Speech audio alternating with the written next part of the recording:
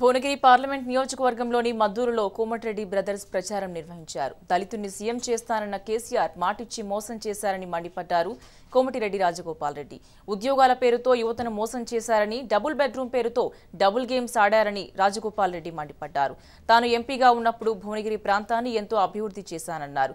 ప్రశ్నించే గొంతు కోమటిరెడ్డి వెంకటరెడ్డి అని, ఆయన గెలుపుతోనే భువనగిరి పార్లమెంట్ నియోజకవర్గం అభివృద్ధి సాధ్యమని కోమటిరెడ్డి రాజగోపాల్ రెడ్డి తెలిపారు. పేరు మీద సోనియా గాంధీని కాంగ్రెస్ పార్టీని మోసం చేయడమే కాక దళితుని ముఖ్యమంత్రి చేస్తున్నాడు. కాంగ్రెస్ పార్టీలో టీఆర్ఎస్ పార్టీని కలుపుతున్నాడు. అవన్నీ పాత ముచ్చట్లయిపోయాయి. మరి ఇప్పుడు ఎంపీ ఎన్నికలు అయ్యేది రాహుల్ గాంధీకి, మోడీకి. మరి కేసీఆర్కి ఎందుకు వేయాలి? తెలంగాణ ఇచ్చిన సోనియా గాంధీని సోదరు కోమటిరెడ్డి వెంకటరెడ్డి గారిని గెలిపించి బహుమానంగా పంపించాలా వద్దా? అన్నం పెట్టిన తల్లికి సున్నం పెట్టద్దు కదా. ఈ ఎంపీగా ఓడిపోయిన తర్వాత కూడా 10 కోట్లు పెట్టి దాదాపు మహిళలకు వృద్ధాశ్రమం కట్టించిన మాట వాస్తవం కదా. ప్రశ్నించే గొంతు దమ్మున్న నాయకుడు కావాలి కదా మీకు. మరి కోమటిరెడ్డి వెంకటరెడ్డి తెలంగాణ కోసం మంత్రి పదవి త్యాగం చేసిన వ్యక్తి మా సోదరుడు. 20 ఏళ్ళు అక్కడ పనిచేసింది మా ఎమ్మెల్యేగా. ఇప్పుడు నేను మునుగోడు ఎమ్మెల్యేగా గెలిచిన. మరి మీరందరూ అనుకుంటే భువనగిరి గడ్డ మీద కాంగ్రెస్ జెండా ఎగురుతావాలా?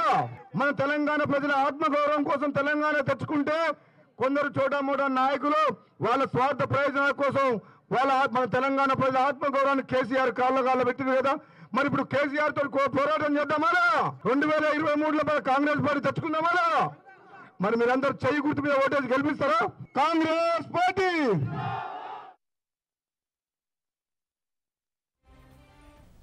భువనగిరి పార్లమెంట్ నియోజకవర్గంలోని మద్దూరులో కోమటిరెడ్డి వెంకటరెడ్డి ప్రచారానికి ప్రజలు బ్రహ్మరథం పట్టారు.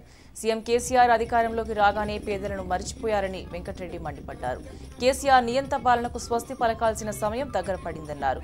కాంగ్రెస్ అధికారంలోకి రాగానే పేదల కోసం నెలకు 6,000 చొప్పున, సంవత్సరానికి 72,000 అందజేస్తుందని తెలిపారు. తాను గెలిచిన వెంటనే తపాసుపల్లి నుంచి నీరు తెచ్చి నియోజకవర్గాన్ని సస్యశ్యామలం చేస్తానని కోమటిరెడ్డి హామీ ఇచ్చారు.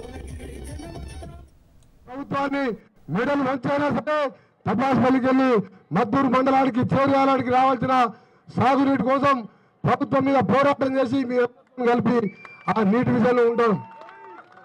నిలబెట్టి పనిచేపిస్తాను. బూర నరసయ్య ఆయన గురించి మాట్లాడే తక్కువ. బూర నరసయ్యకు వ్యవసాయం అంటే తెలియదు, కరెంట్ అంటే తెలియదు, అసలు ఎవరేం చేస్తున్నారో తెలియదు. 5 ఏళ్ల కింద గెలిచిండు.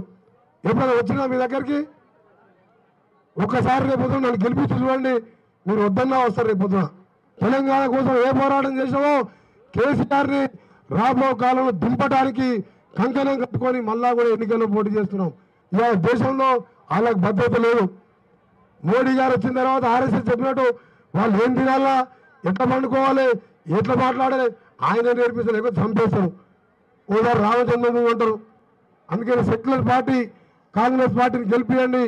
కోమటిరెడ్డి వెంకటరెడ్డి ఒక ప్రజా గొంతుకలాగా, ఒక ఉద్యమకారులాగా మీ ప్రాంతానికి రైతులకు అండగా ఉంటారని మాత్రం మాటిస్తున్నా.